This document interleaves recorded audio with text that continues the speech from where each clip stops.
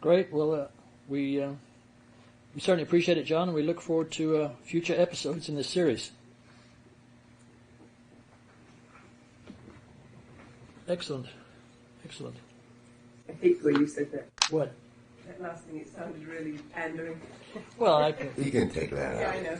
We'll have some nice English lady dubbing. Dub it in. Dub it in. No, it sounds fake the way you say it. Well, the whole thing's Well, fake. Go ahead and say it then. Are we scamming everybody here? Yeah. John, that was great. I think you did wonderfully on that. It's a good presentation. Well, I mean, how else could I do it? I mean, it's. It does sound better. I like the way you pointed out that it would be a god to somebody who had no Right, experience. exactly. If you don't experience it. Hey, Pat, if we walk outside tonight and this big bright light and this guy in a robe is up there, we're going to go, whoa. The first thing I'll say is hologram.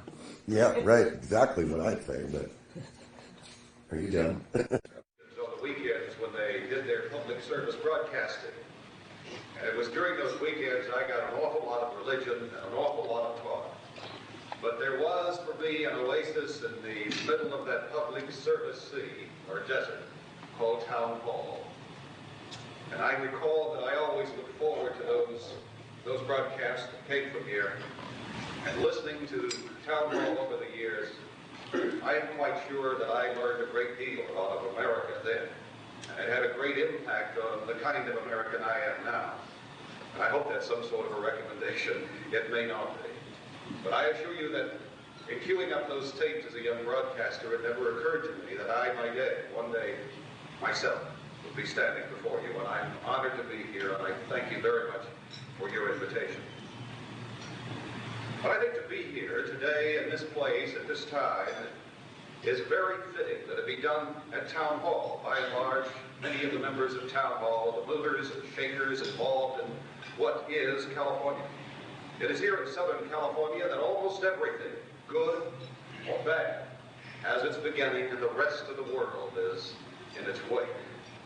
That's a part of the dynamics that is Southern California.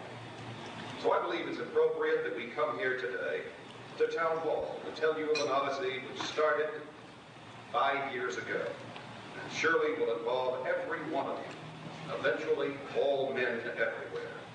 And as this involvement grows, know for a fact that the world will never again be the same. I want you to work with me for just a second to make what may be a historical moment work. I want you to try something. Abandon with me, if you will, for a moment, those trappings that we all bring into a gathering such as Town Hall. Try for these few moments to be yourselves rather than to be involved in your economic situation, your social or political commitments. Those things are a part of us all the time. For a while, simply be an individual American. Okay? For me, this odyssey started, as I said, 5 years ago. I was originally picked to host what we figured would be a bold new programming experiment at KABC Radio. Originally in the fall of 1978, after the Dodger season, it was decided to devote 2 hours, 10 to midnight, in exploring the world of spiritualism and the occult. Well, I said no. I didn't know anything about spiritualism or occult or even what it was, but they were quite emphatic and they asked me to think about it positively. With some negotiation, we decided to make the show on a little broader base than it actually came out. To present a thorough investigating forward facts, data, information, research into ongoing events, the personalities involved in this media presentation.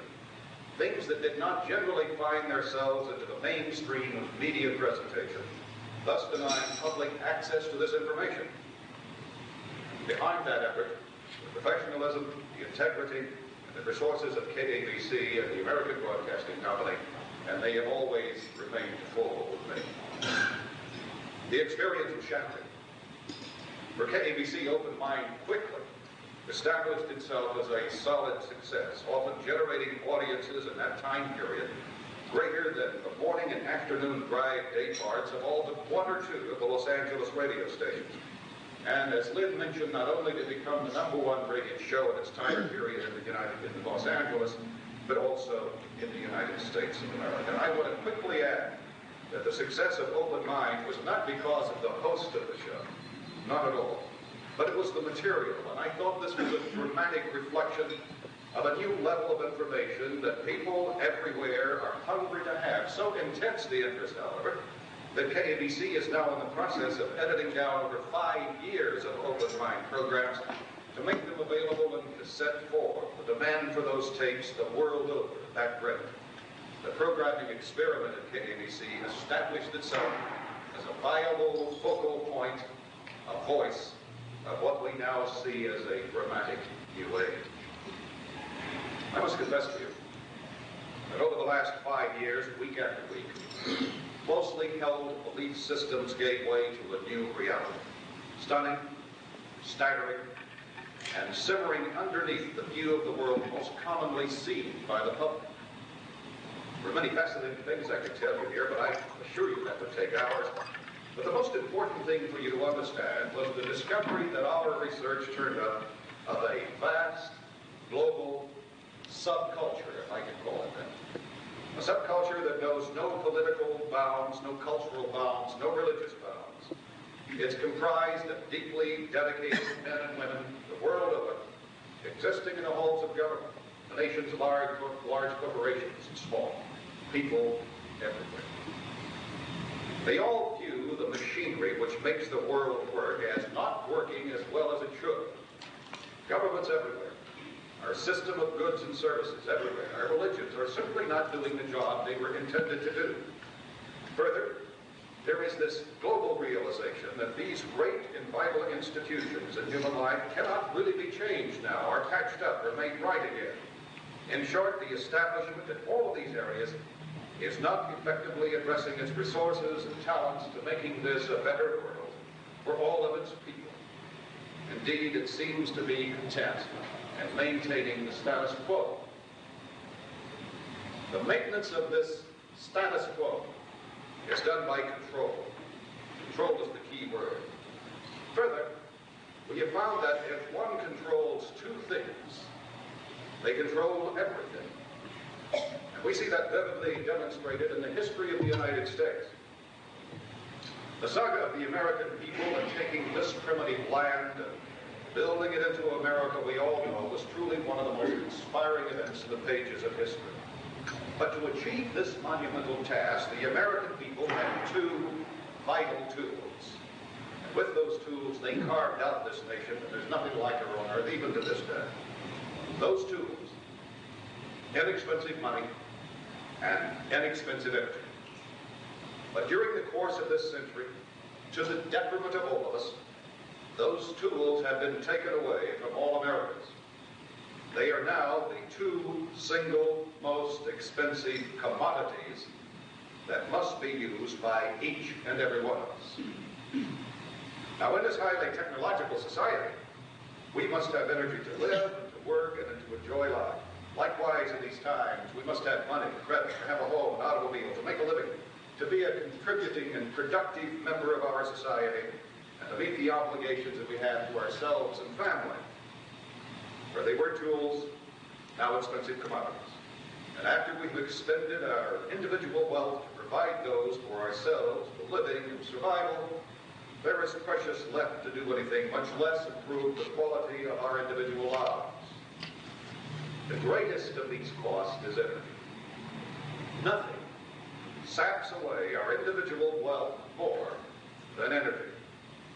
You pay an energy cost for every bite of food you eat, for every stitch of clothing that you wear, for every good and services you consume. And it doesn't take much of a mathematician to add up the hidden cost of energy and then the obvious energy cost on top of that to see how great it has become for the average family budget. It is staggering, beyond realization for most, until you begin to think about it. There are a few who, after paying the cost of energy and money simply to survive, have the sufficient wealth to go on to work, to use these vital tools to do as Americans have always done, and carve out a still greater nation, leading a way to a peaceful, productive, and tranquil world.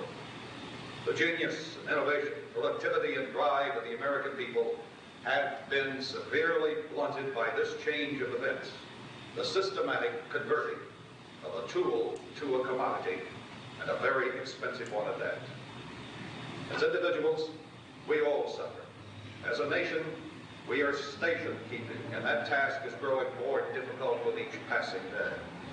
And this great problem here in America is being felt the world over.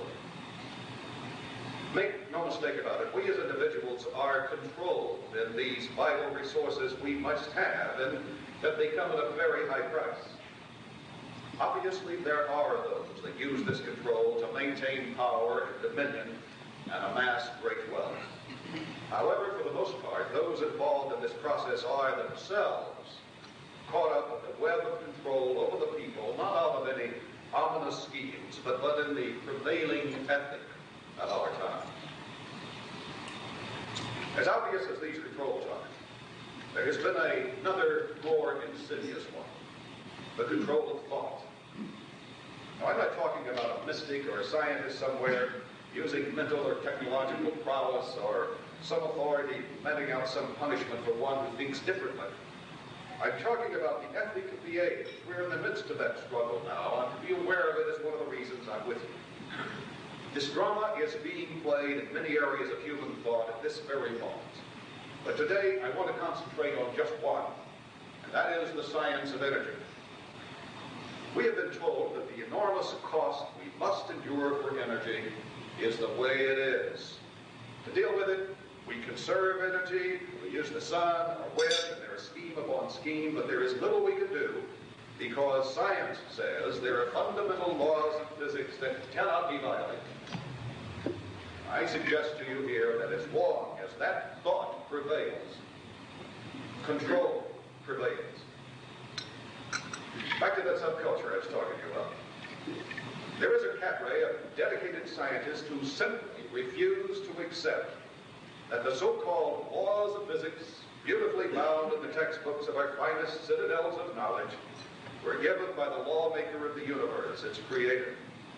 They had an open mind and determined that there must be a better way and set about to do it. I stand before you today filled with excitement to tell you that they have done. There is now a new technology that says that we live on this planet in a sea of energy, and it surrounds us all the time.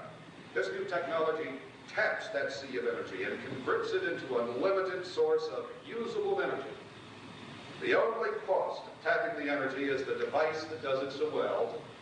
And once you have the device, your only cost for all the energy you will ever need, for home, business, for our nation, will be in the initial cost of the device and its maintenance.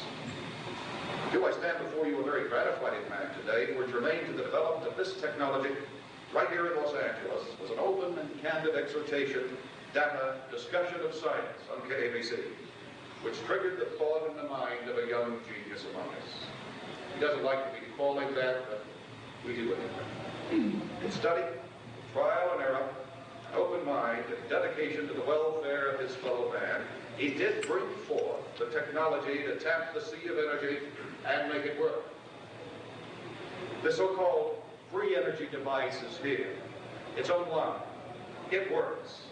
It has very little technological work remaining before it can be in your hands and everyone's, including that little old lady down the street on a fixed income who has to deny herself necessary energy to keep warm in the winter and cool in the summer and cook her food. At the moment, the cost of energy makes her life miserable, and the ethic of the time is that nobody cares. In a few moments, you will meet the young genius who's brought the technological wonder to us. You will see here at Town Hall, for the first time in history, a simple breadboard version of the device, and you will watch it work. And I assure you, you will be amazed. For what you are seeing, if you were to go to Caltech or any of our colleges around here, they would say, why, that can't be done. That's impossible. Baloney. But as important as the technology is, what is even more important is another effort which had its roots in the concept of that vast global subculture at work in this world. Total and free availability to energy. is as much a right of the people of this planet as is their right to the air they breathe. Now, surely that thought shakes the very foundation of the existence of those who use energy for control. Well, for those whose intent is control, to have their toys taken away will pave the way for a bright, new, and productive world for all men and women of this planet, and we welcome it. For those caught up unwittingly in this web, we are looking at freedom. Those responsible for the development of this technology are literally giving it to the world. The basic scientific principles have been placed in the public domain. It is the right of the people. Those in the forefront of the development of this technology will now refine it, condense it, test it, make it extremely reliable and safe, design a compact and efficient device to be installed in every home in America and in the world. Where that's not practical, units will be designed for industry and for the utility companies and distribution systems the world over, little ones for individual appliances, and for the use of the automotive and avionics industry. The uses are limitless, bounded only by our imagination. Then a remarkable thing will happen. Something which defies the ethic of the way we now provide goods and services one for the other. Those responsible will turn to the small businessmen, the world over, who want to improve themselves in the task of providing the world with free energy, men who can manufacture, distribute, and service this amazing equipment. They will be given the plans to go ahead. In return, their only payback to those who made this possible is that they make sure that the technology is made available at the lowest possible price to everyone. Surely they're to make a profit, to be rightly rewarded for their work, but they are not to engage in the great American pastime of conveniently substituting the word profit for greed. Licensing agreements for this will be spelled out to the limits of legality, but to guarantee everyone involved works for the benefit of their middleman, those involved will also market the device, and you can rest assured it will be at the lowest possible price, pacing the market, affordable to that little old lady living on a fixed income. Those who involve themselves in this effort, there will be no royalty paid to those who brought it online. Their benefits and their profits are more profound. They will have been contributing to a bright new world for all men everywhere. It's interesting to read some of the proposals which have already come in from our largest manufacturers. They spell out, in one case in particular that comes to mind, they included flow charts and how if they were allowed to manufacture and distribute this device around the world, that we could make billions of dollars a month. Well, if Mr. Bedini and the foundation is making billions of dollars a month, that little old lady down the street on a fixed income is not being helped one bit. But it is the ethic of big business. It is not the ethic of this global subculture of which I am. The structure, the bureaucracy, the quest for income above and beyond legitimate profits because the market will bear is antiquated, destructive, debilitating, counterproductive, and a tool used to continue the maintenance of the status quo, the control of energy, the control of the people. The large corporation was denied in preference to the resources of the common man, the hard-working, dedicated little man, if you will. Thousands of them everywhere will be employed in this most important task before us in this new age. I must tell you, however, those involved have felt the wrath of those who do not want you to have free energy, who don't really give a damn about that little old lady down the street on a fixed income, who care not about developing nations spending most of their precious wealth on energy supplies, remaining among the have-nots of the world, creating international tensions which put us on the brink of destruction and the welfare of mankind in general. They want the money derived from energy sources, they want the power, and they do not want you and me to have free access to all of the energy we want and need. In short, they care nothing about you, me, America, or the world. Well, I'm here to tell you that their time has come. We need those kind of individuals in our society like we each need a case of terminal cancer. Yet, those involved have been threatened. Now that it's realized that the technology is real, what they see is an ominous dark cloud on the horizon forward. Not only will their energy toys be taken away, but it doesn't take too much to realize that the device itself represents but the tip of a technological iceberg, a technology which is far from their reach.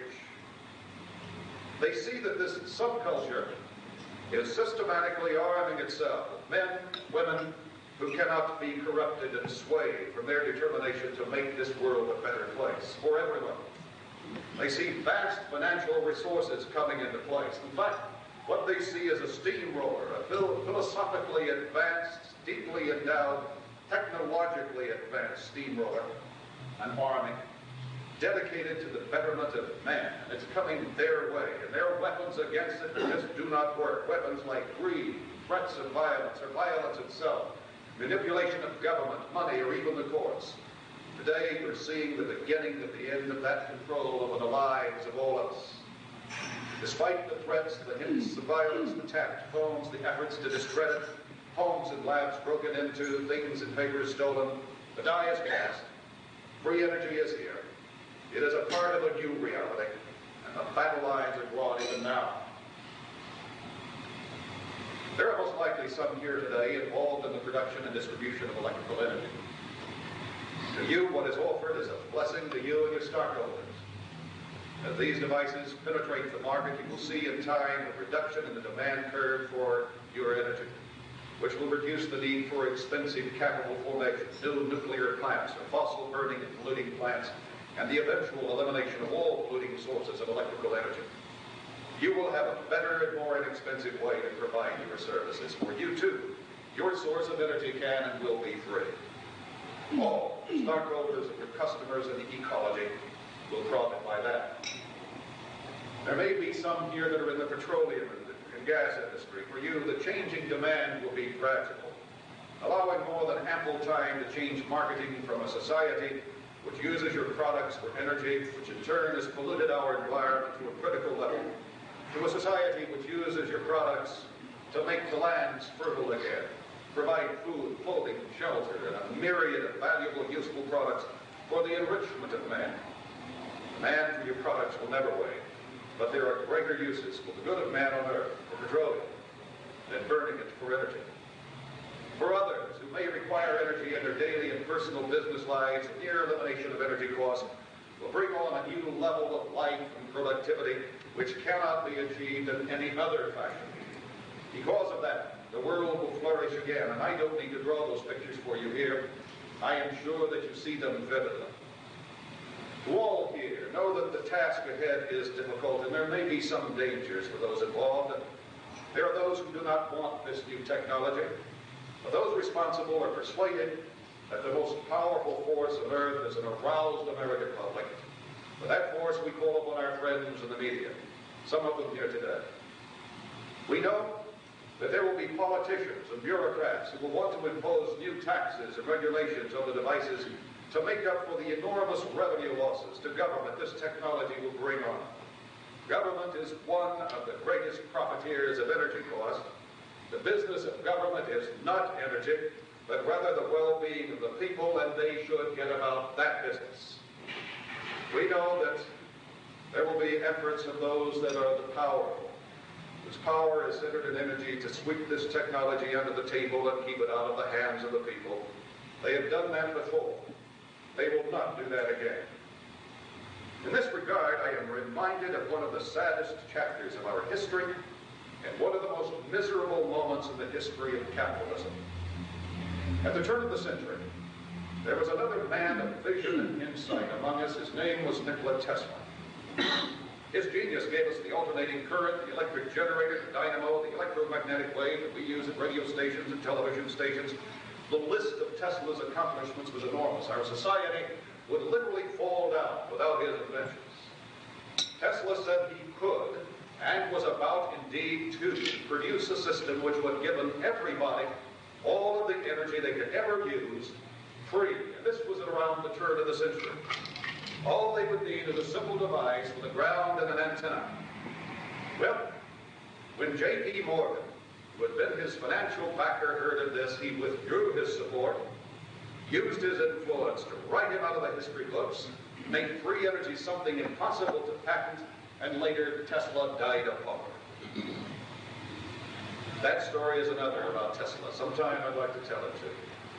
We now know that Tesla was right. He could have done it. And had he been allowed, the world around the turn of the century would have had free energy.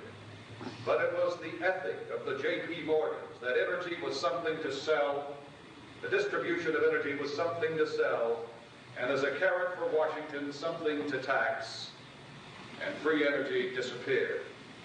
Personally, I am persuaded that this development would have brought a new quality of life to the world then, and there are compelling reasons to believe that there would have been no such thing as World War I, the Depression, World War II, and the miseries that have followed.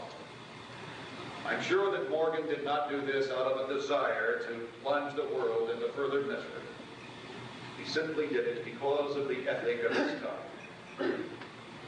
That event will not take place again. Any effort to deny free energy will be a detriment to you, me, America, and mankind. Those involved are prepared for this, and we are confident that the people themselves will not allow any further resistance to change. To the politicians and to the bureaucrats who attempt to thwart the introduction and the use of free energy by the people by means of unwarranted taxes and restrictions, they will be met with a full-weighted judicial review by the people and in the courts of the land and in the court of public opinion. I can assure you now that those responsible here will utilize their vast resources to make the name, rank, serial number, face, address, telephone number, and other vital data about any such public service a household word in every American home, as this is the man who's working to deny you your rightful access to free and abundant industry or energy, and what are you going to do about him, America? And for those in the private sector who might attempt in some way to affect the same thing by attempting to buy and vary, by imposing unconscionable profits or other means, expect the full resources of those involved to bring similar public attention to your enterprise and feel the wrath of the American people. But all this need not be.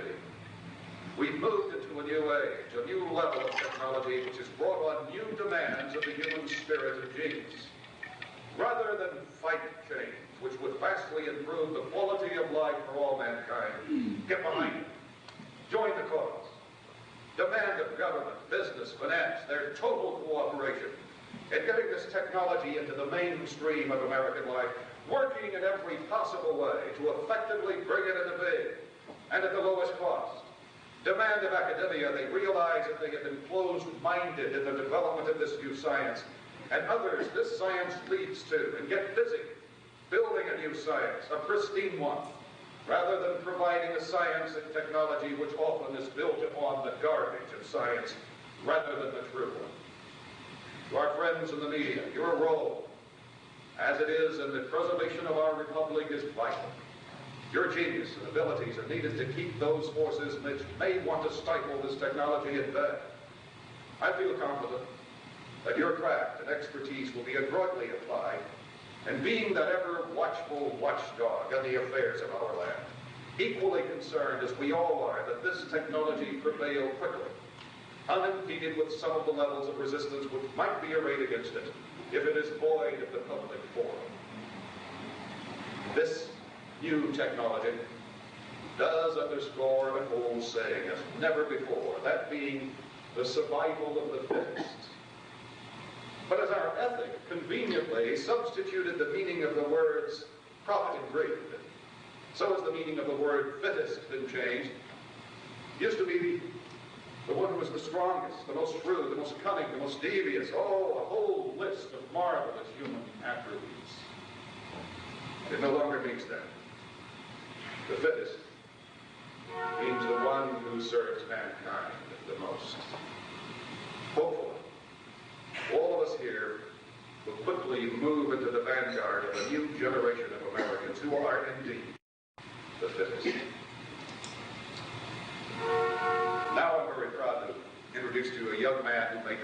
for us here today. It should be pointed out that he's not the only one. There are others who have produced such a device that works, produces more energy than it uses. So the technology cannot be stopped. It's going on all over the world. However, his genius, I feel, will change the way the world works. His decision to make this outgrowth of insight a gift to mankind speaks for himself. Words really do not say it. I'm presenting to you Mr. John C. Bedini. John?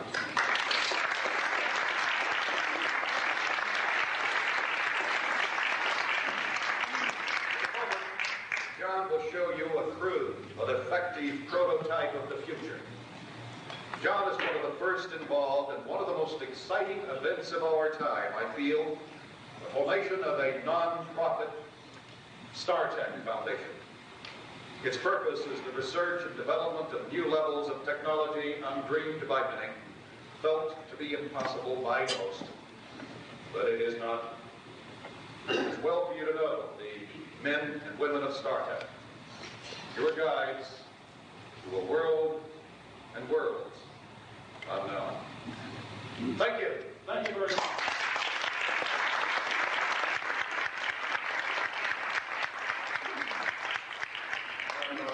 Thank Town Hall today for inviting me here today. And what I want to do is not get into anything technical with the machine, but explain to you in simple principles how the machine operates.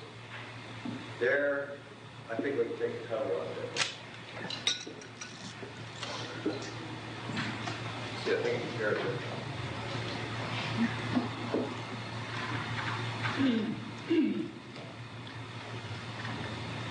What we have is a bank of storage batteries down there that are from World War II.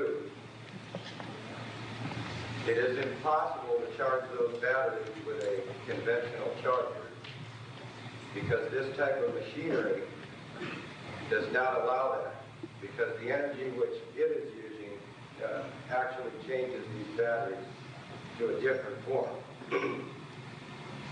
The machine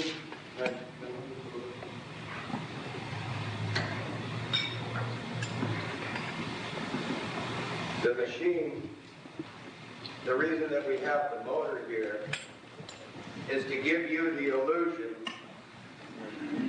that we have to have something to spin this machine. In the end, this machine does not need this motor, and it does run itself. This is a very crude machine. The wire going to the load is about as thin as your hair. Therefore, a baby could operate this kind of power without getting electrocuted.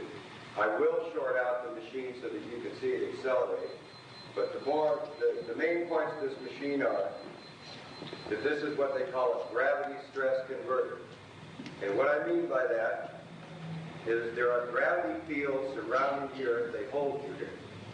What we do is tap a little bit about that and convert it into usable electrical energy. At the same time, if you see 600 watts appear here, there's 600 watts in this machine down here in the iron bars to drive it forward past the motor. The motor is there as a stabilizer unit. That's what we're going to use it for. If I disconnect the load from this machinery, you will see that the motor cannot even turn this machinery. So it's up to your imagination after that to figure out what is turning that motor. And I'll get started here. First, though, I want to introduce Steve here, who put this machine together. This is Steve's work.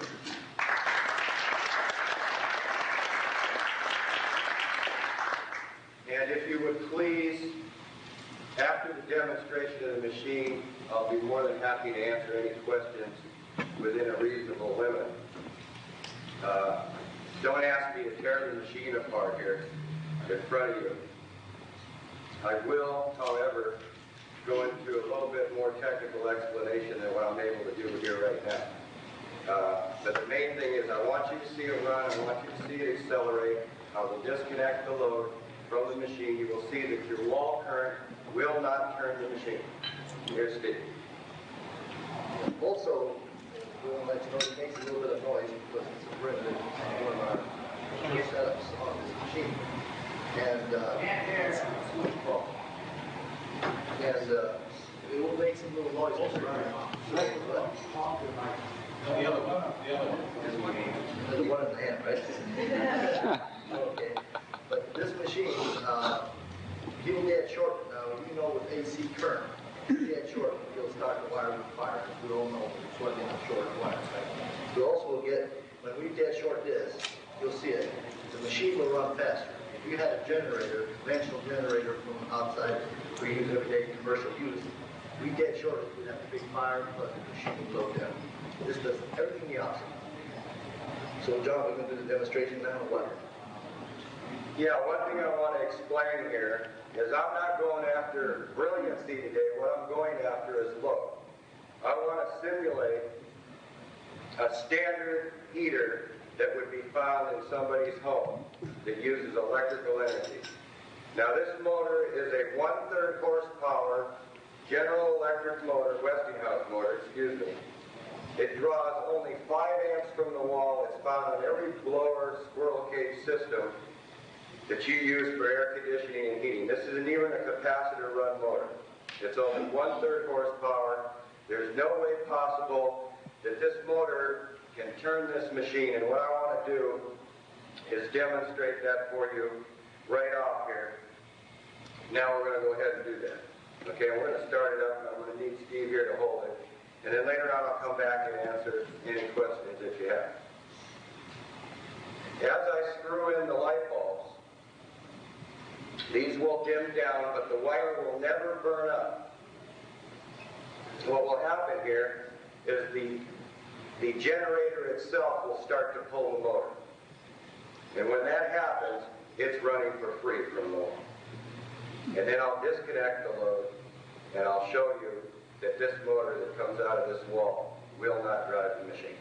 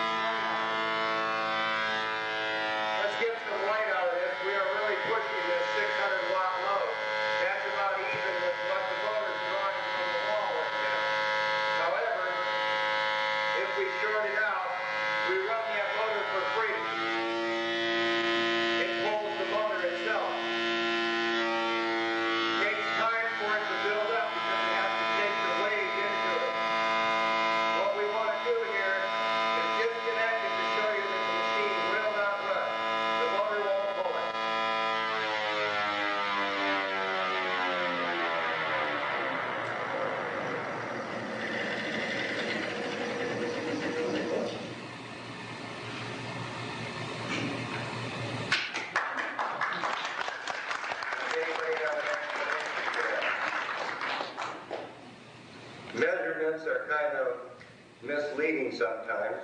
Me, myself, I've had 11 years of conventional engineering.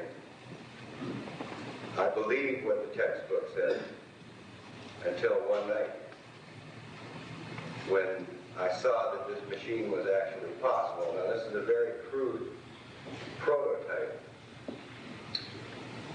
The motor which is powering this machine has to be there for everybody to accept reality. However, this type of machine does not need this motor. Generators can be built to where these batteries go for years and years and years. Here. It is impossible to charge this battery off a battery charger. You'll burn it up. But yet the machine puts the energy back into the battery. As I stated earlier, these are World War II batteries. There's not even sulfuric acid in the battery. We make a special electrolyte and put it in that battery so it can carry that kind of current. It's 1:30. I know you're fascinated, but I know the rules of the game here are to take a little break right now for those that feel like you need to leave. And John and Steve, myself will be here for as long as those who want to talk to us about it can. Is that a fascinating demonstration here for you? I think it can be said that you have seen one of the first at historical moment. Thank you very much.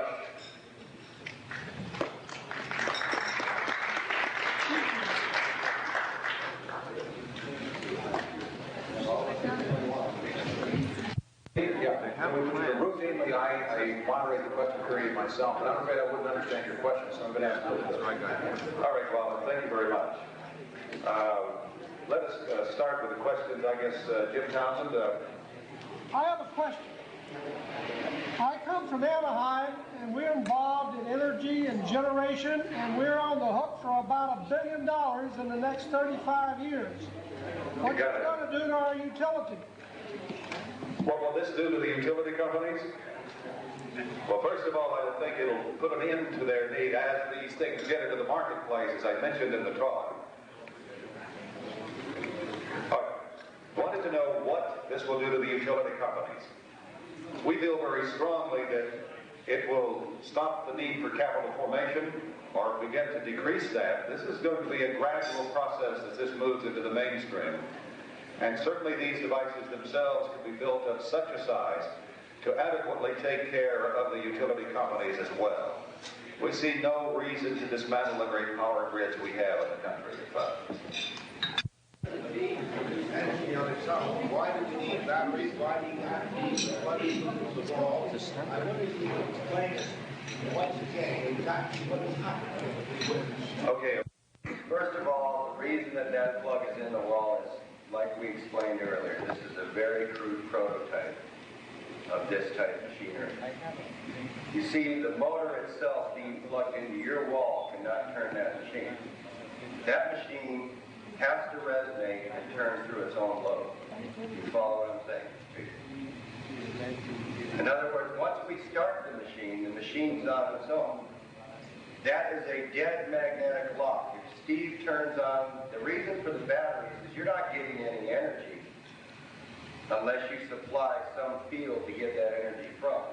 What we are doing with that magnetic field is making the gravitational energy get trapped. This type of generator, when the rotors come up forward, then you get your energy, not when they cut the magnetic lines of force. In other words, this is charged through that magnetic field, and as it comes up, it discharges into one heck of a pulse. And that pulse at the same time goes back to the batteries that are supplying the energy to supply the field current. So therefore, you're getting that for nothing, and you're getting the rotational speed for nothing. You're getting the acceleration. Under dead short, do you think that you could plug an extension cord into your wall and not stall your gasoline engines? If you short your alternator out on your car while it's idling, your engine is stopping dead. Mine is speeding up.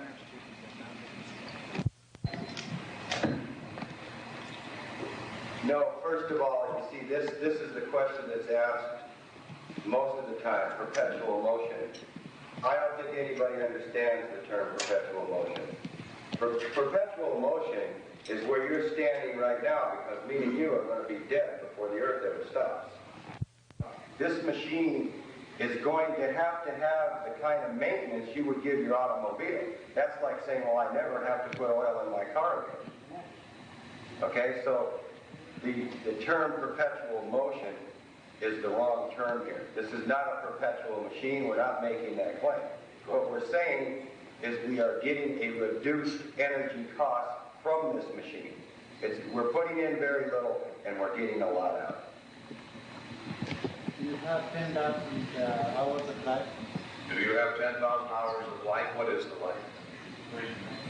Steve, how long has this machine been running?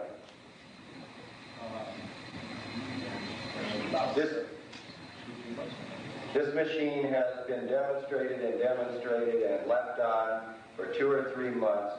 You can see that it's very crudely put together. The tolerances aren't even, let's put it this way, the gaps on these rotors, you can stick a ruler in between, and there has been no problem. First of all, there's no laminations in this machine. It's typically iron rotating bars and brass bars. There are no eddy currents whatsoever in this machine. There's nothing to heat up. The only thing that could possibly heat up is the illusion that we call a motor. That would break down before the generator. We can run this generator under dead short without any failure. We've done it. Once you break even, which is 100% above the motor, we're not saying 98%, we're saying 100%. Once you do that, the motor, the amps input to the motor starts to reduce itself on a square law principle.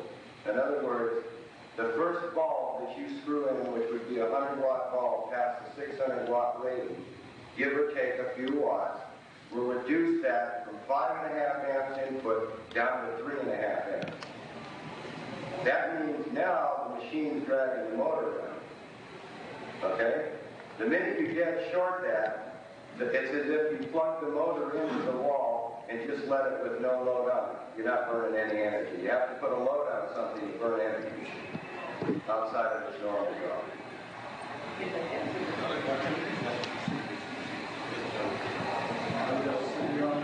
It seems to me, I'm sure you consider this yourself. Yes, you can take the input, put it back into the output. That machine has already been made.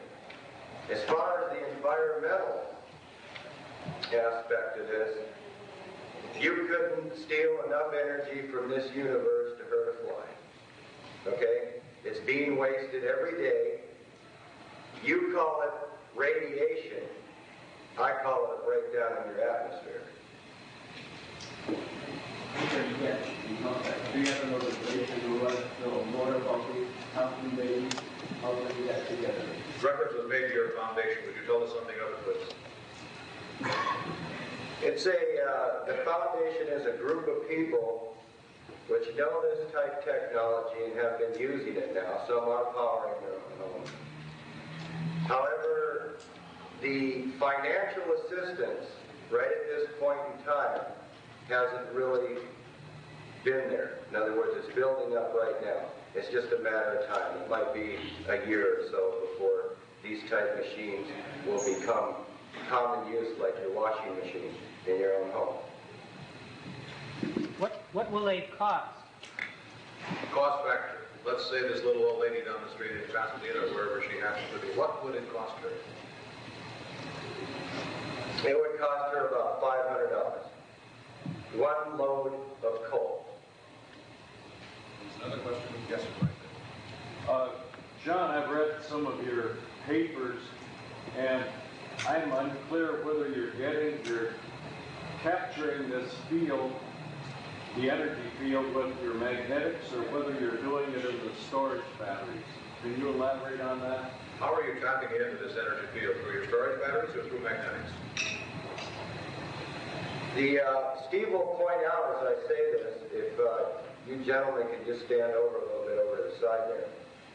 What Steve's about to point out here is something that's very unique. You see, to capture the gravity stress field as we know it in this type of generator, you must produce what we call two figure-8 patterns. One in the forward direction, one in the backward direction. Now, what this is when Steve throws that switch, all that the batteries are doing here is making what we call a dead magnetic short or a complete circuit for the magnetic lines of flux to go through. In other words, no flux can leak in the machine. Steve will show you that. You see, he can't even break it loose from the poles. All right? Now what happens here is when this machine, after you get it running and you put the correct load on the machine, depending on what the generator is built for, what happens here is you get a magnetic lock, and then what will happen is, as it sees the load, those magnets on the rotor become bigger magnets.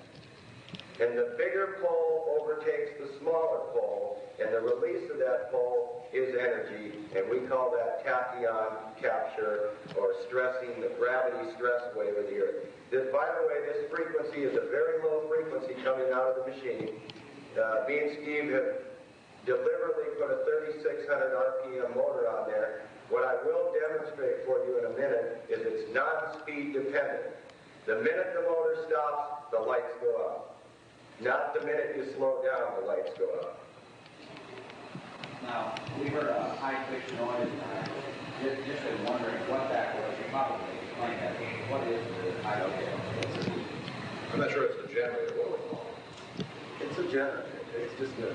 When the generator starts up, we hear a high-pitched noise. What's the source of that noise? Okay, Steve has his theory on that, and I have mine on that, so I'll give you both. I say that when it comes out of the magnetic lock, you hear a crack. That's a high-pitched noise. When you hear that crack, that particular sounds almost like a fly swatter hitting a piece of metal, right? Now, are you talking about two poles there? Right. We are talking about all four poles there. When that comes out of that lock, what happens is that Steve will hold that pole 90 degrees from the Earth's surface that you're standing on. Move that pole 90 degrees up, Steve.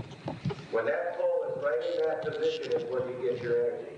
That's impossible, because if Steve moves that pole into the magnetics, it should be getting its energy as it cuts the magnetic lines of force. That's very untrue with this type of energy. What you do is stress the magnetic field, the rebound action is your energy, and you get that for nothing. Now, that's passing by the horizontal red bars, and that's where you're hearing the noise? No, you are hearing the noise the minute it comes loose of that. That's the magnetic crack that you're hearing. Maybe a section ice. Right, exactly. And we another question. What is the ultimate source of the energy that you're supposed to be producing here? Is it the universe that you're going to modify? In lay terms, what is this force you were tapping into? We're just using the energy of the gravity. That's all we're doing. We're just cutting the Earth's magnetic field the way an ELF tuner or something would go through and find all the geomagnetic zones. In other words, the Earth is a very powerful generator. The energy's been here for years. It's just you have to devise a means to capture that energy. Now that is a dead zero energy because, as the question was brought up earlier, how can you transmit the energy through such thin wire? There's a very good reason for that. The reason that you can't measure the energy is because there is no energy in the wires. You see, it's two zero waves, what I call a zero wave. They mean nothing. They're absolute zeros until they couple into a load. Then you see what you call energy, which is light. You can only relate to light, heat, that's energy. Okay, so the idea here is to make a machine which takes the gravity stress, converts it into a non-zero energy, and then put it over here into the light bulbs and form an electromagnetic wave, which you call energy. What we were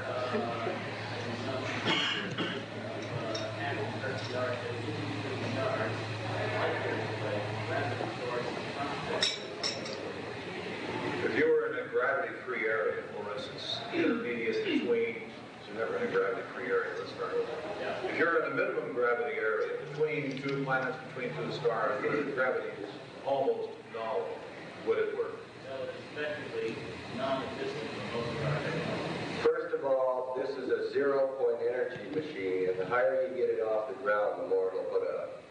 All right? You see, what's limiting this machine right now is the Earth is grounding it out. This is a very high-frequency energy that you are converting here. Okay? You measure it in the form of very low waves, but it's actually beyond the speed of light. Okay? It's 27, maybe 100 times beyond the speed of light. The computers don't have enough numbers to register this out. We haven't made anything like that ever. You see, this is what's known, you can term this as a tachyon type converter.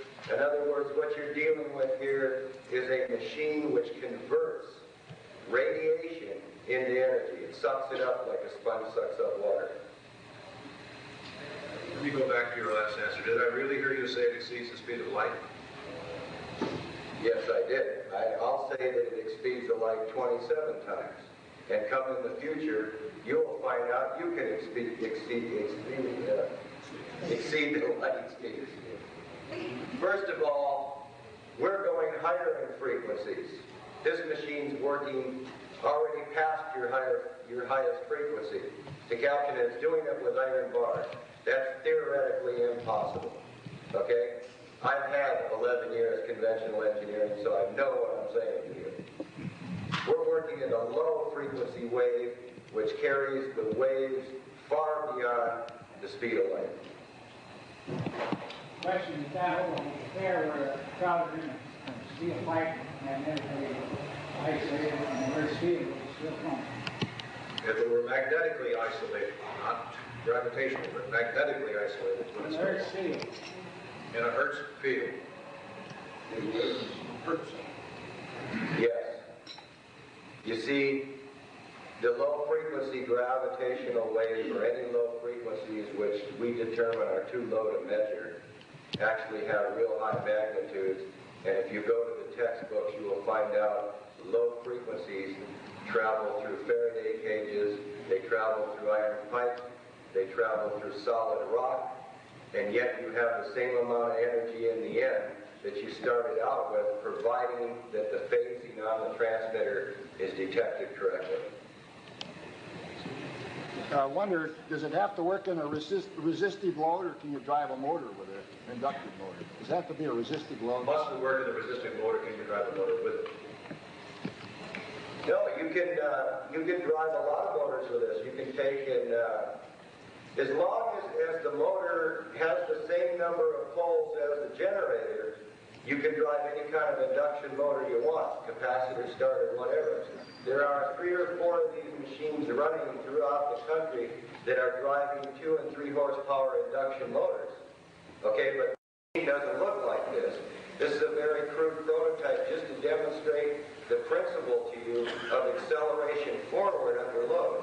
You see, what happens is we want to reduce the cost of energy and get the 1,000 watts out. In other words, we want to beat that figure that our scientists tell us that we can't do. The word can't do does not exist to me. Is your technology related in any way to Tesla's concept? Is your technology related to the concept that was referred to that Tesla came up with? This technology is by no means new. This technology is based upon Tesla, T. Henry Moray, the actual physics of Thomas E. Bearden, and many others, Lindsay and a number of others, which they applied for patents and it was denied them, and the information in the end was buried. You are looking at the one surviving machine right now in a crude prototype form. There are other machines throughout the country. I would say there are 50, maybe 75 people right now who have all the answers for the technology besides myself. I have to sneak this one in, I'm sorry. Is the patent position such that you are able to protect yourself and be able to give this away as was described earlier? Yes, this little advancement right here is free for the taking. It was written up. What we tried to do was explain these certain ways to people who bought the books. In other words, we wanted them to take a look at two ways that were out of phase to make zero. Yes, you mentioned before that you had 11 years of conventional engineering. Could you tell us what your academic and work background is in conventional engineering? You were not introduced formally. Would you introduce yourself? Would you give us your academic and your business background, please?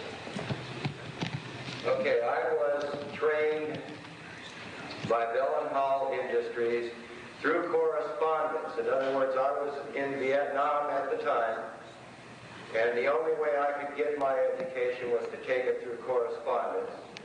So I do hold a degree from Bell and Howell in electronics engineering design. I also hold a degree in microwave electronics from the U.S. Army Technical Schools. I have 11 years in the audio power amplifier field in the design of special amplifiers of low frequency and medium range frequencies, and my present company builds stereo power amplifiers for the audio community. Yes, John, can you tell us the difference between your motor and Thomas Newman's, who you're familiar with it, and which you think is more likely to do the job of giving us free energy? Are you familiar with Thomas Newman's motor? And if you are, can you compare it to yours? And which is more likely to give us free energy? Well, I will only answer that question one way. This is a trick question. First of all, the two motors are not the same. Second of all, Joe Newman probably is he's the second. He actually was first before this with his rotating magnetic field, and his principle is completely different than what this principle is here. His motor, however, produces torque. This one produces electrical energy. Okay?